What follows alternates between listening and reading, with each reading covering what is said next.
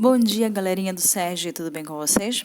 Eu sou a professora Débora Borges, de Língua Portuguesa e Redação, e a nossa aula de hoje para o 9º ano será da disciplina Língua Portuguesa. Nós faremos uma revisão, e essa é a segunda parte da revisão, porque o conteúdo era muito grande e a gente teve que dividir. Então, se você está assistindo esse vídeo por primeiro, você vai ter que voltar e procurar o vídeo da revisão número 1, porque a gente já fez lá, ok? Vamos continuar.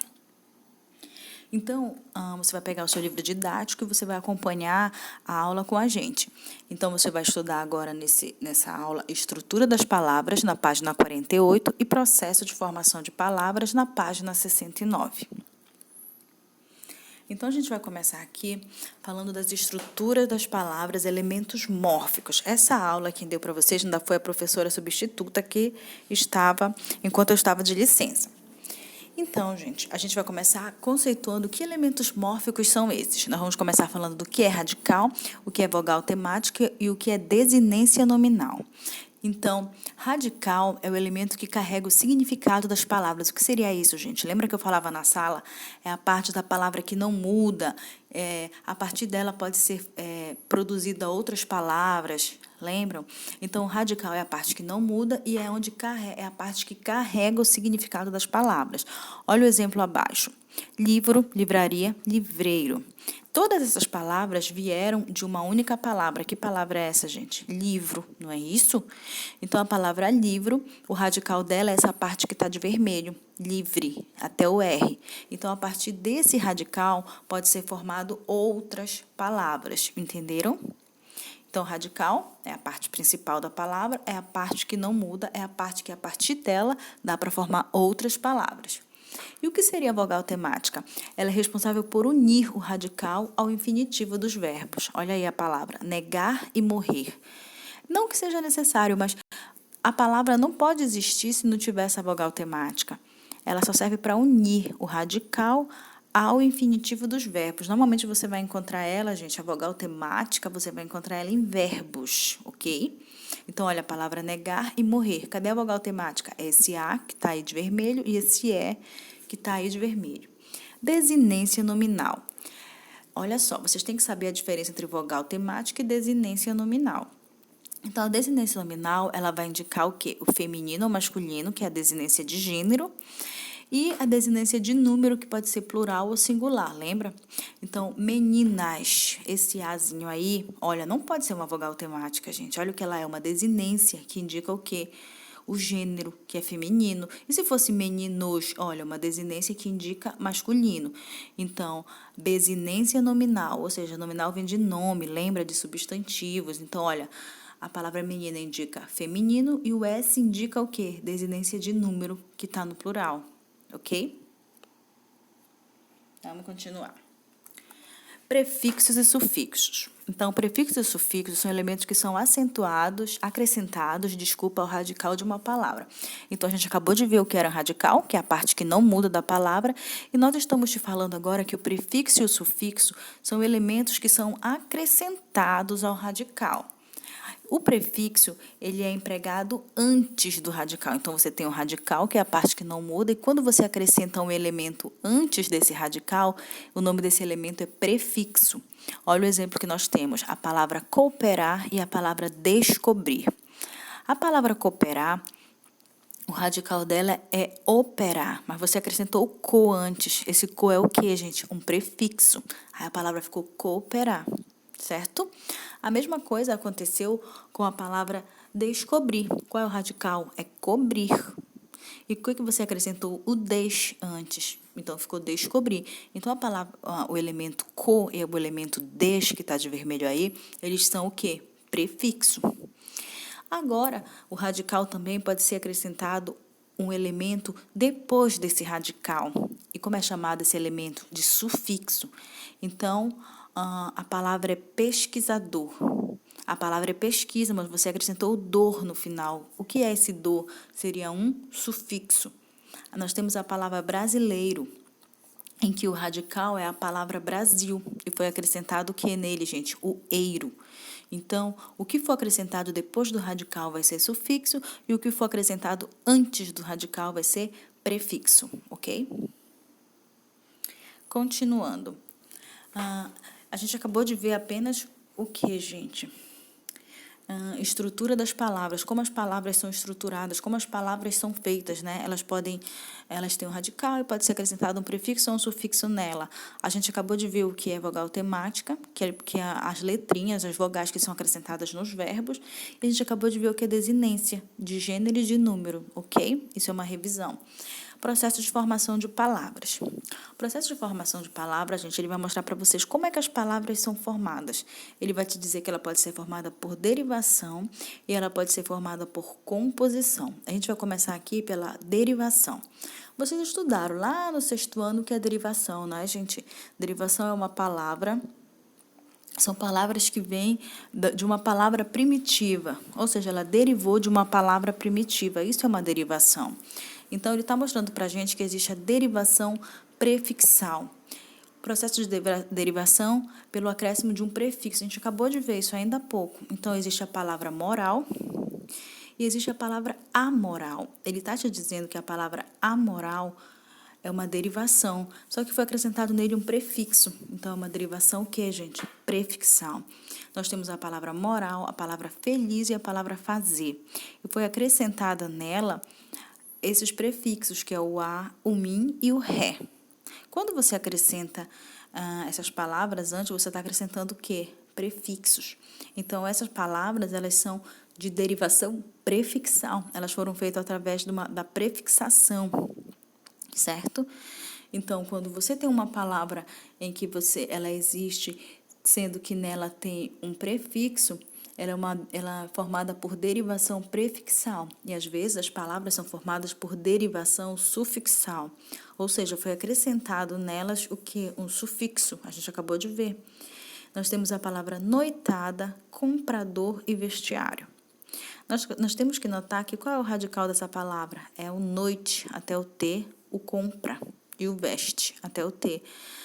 Esses radicais foi acrescentado neles os sufixos ada, dor e iário. Essas palavras são o quê? Esses elementos são o quê? Sufixos. Então, essas palavras são formadas por derivação sufixal. Mas, às vezes, esse radical pode ser acrescentado neles um prefixo e um sufixo ao mesmo tempo. Vamos notar, olha, a palavra é feliz. Aí você acrescentou o in antes. E você acrescentou o mente também. Só que o in e o mente, eles existem separadamente, porque existe a palavra infeliz, não existe? Assim como existe a palavra felizmente. Então, esses prefixos eles foram colocados juntos, mas eles são independentes, eles não precisam um do outro para existir. Então, essa derivação ela é uma derivação prefixal e sufixal ao mesmo tempo, porque você tem um radical e acrescentou nele um prefixo e um sufixo. Acontece a mesma coisa com a palavra descortesia, que a palavra é cortês, mas existe a palavra descortês, que é alguém que não é cortês. Existe a palavra cortesia também. Então, essa palavra também, descortesia, é uma derivação prefixal e sufixal. Vamos continuar. Nós temos ainda, além da derivação prefixal, sufixal, a gente tem ainda a derivação parasintética e regressiva. A derivação parasintética é a junção de um prefixo e de um sufixo simultaneamente. Olha só, a palavra é noite, foi acrescentado um a antes e um ser. Aí ficou anoitecer. Só que diferente da palavra infelizmente, que a gente viu ainda agora, a palavra anoitecer, esse prefixo e esse sufixo, eles só existem juntos. Porque existe a palavra à noite? Não. E existe a palavra noitecer? Também não. Então, para que você coloque o prefixo, você também tem que colocar o quê? O sufixo. Isso é uma parasintética. É quando tem o acréscimo de um prefixo e sufixo juntos, e eles só existem quando eles estão juntos. A mesma coisa acontece com a palavra apedrejar. O radical é pedre, até o R, mas não existe a palavra apedre. E também não existe a palavra pedrejar, existe a palavra apedrejar.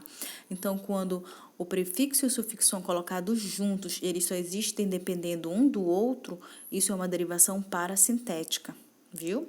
Consegue notar qual é a diferença da parasintética para prefixal e sufixal juntas? É porque na derivação prefixal e sufixal, o prefixo e o sufixo não são dependentes um do outro, e na parassintética eles são dependentes um do outro. Se tu tirar um, a palavra fica sem sentido. Se tu tirar o outro, a palavra também fica sem sentido. Então, ela precisa ter o prefixo e o sufixo juntos. Nós temos ainda a derivação regressiva, que a palavra primitiva ela sofre uma redução. Olha, regressão existe reduzir, regredir, voltar, lembra? Dando origem a outra palavra derivada. Então, a palavra que existe é brigar. Só que está dizendo para você que a palavra briga, ela deriva da palavra brigar, só que ela perdeu apenas uma letrinha. Qual foi a letra que ela perdeu? O R. Então, é como se fosse uma regressão, como se ela regredisse. Então, a palavra briga foi formada a partir da palavra brigar, com a perda apenas do R. Deu para entender? A mesma coisa acontece com cantar. A palavra primitiva é cantar e foi formada uma palavra a partir de cantar. Qual é? Canta. Então, como foi formada essa palavra? Através de uma regressão, através da retirada desse Rzinho que está aí. Deu para entender? Então, a derivação regressiva é quando você regride, quando você reduz a palavra e dá origem a outra, ok? Derivação imprópria e composição. A gente ainda vai falar de derivação, só que depois a gente vai falar do outro processo, que é a composição. A derivação imprópria acontece pela mudança de classe gramatical, às vezes mudança de tipologia dentro da própria classe gramatical. Olha o exemplo que nós temos. Leite. A palavra leite, ele é o que? Um substantivo comum. Agora, só que às vezes a palavra leite não pode ser um sobrenome de uma pessoa, então ele vai deixar de ser um substantivo comum e ele vai se tornar um substantivo próprio. Isso acontece também com o nome pires, por exemplo. Pires é um objeto, né? Que você coloca o quê? A xícara é um objeto, só que às vezes não existe Maria Pires, né? Então, Pires se torna o quê? Um substantivo próprio. Então, quando uma palavra ela muda de classe de palavras ou muda a tipologia dela dentro de uma classe de palavras, a classificação dela, a gente está diante de uma derivação imprópria, certo? Terminando as derivações, a gente tem a composição. Derivação, a gente acabou de ver que é uma palavra que é formada a partir de outra, juntando radical, juntando prefixo, juntando sufixo. Agora, vamos ver como é a composição. A composição, a palavra é formada pela junção de dois ou mais radicais. Exemplo, hidromineral e passatempo. Olha só, qual é a diferença da composição para a derivação? Na derivação, é só um radical e você acrescenta nele prefixos. Na composição, não, você vai acrescentar dois radicais nele e é assim que é formada a composição. Quando você forma uma palavra a partir de dois ou mais radicais. Então, hidromineral, olha, uma palavra formada pela junção de duas. Passatempo é uma palavra formada pela derivação de duas, que é pela palavra passa e pela palavra tempo. Isso é composição. É a formação de palavras por meio da junção de duas. A composição ela pode ser de dois jeitos, que é a justaposição e a aglutinação. A justaposição ocorre com a junção de duas ou mais palavras ou radicais sem que haja alteração nesse elemento mórfico. O que quer dizer isso? Que na justaposição não há perda de nenhuma letra, não há perda de nenhum fonema, as palavras só se juntam sem alterar o som delas e sem alterar a formação delas. Olha o exemplo. A palavra passatempo, que a gente acabou de ver. A palavra passa teve uma mudança na forma que ela está escrita aqui? Não. E a palavra tempo, foi mudada alguma coisa também? Não. Apenas se juntaram e não houve nenhuma perda e nenhum acréscimo de letra entre eles. A mesma coisa acontece com guarda-roupa, que a palavra guarda continua intacta, sem nenhuma alteração, e a palavra roupa também. Na aglutinação, já vai ocorrer uma alteração. Olha só, ocorre a junção de duas ou mais palavras ou radicais, em que há alteração desses elementos mórficos. Olha o exemplo, planalto. Eu coloquei planalto duas vezes. Acho que eu ia colocar pernalta.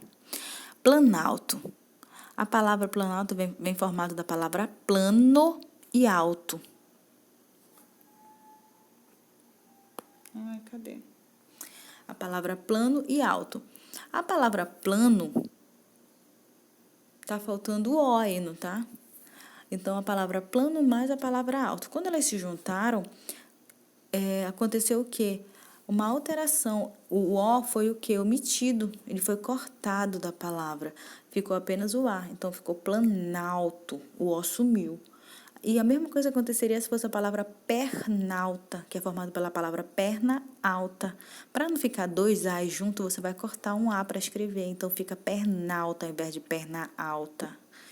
Então, quando há um corte de uma letra, quando some uma palavra, quando acrescenta outra aí, você vai estar diante de uma aglutinação. E justaposição é quando não há nenhuma mudança, as palavras se juntam e continuam da mesma forma. Deu para entender, gente?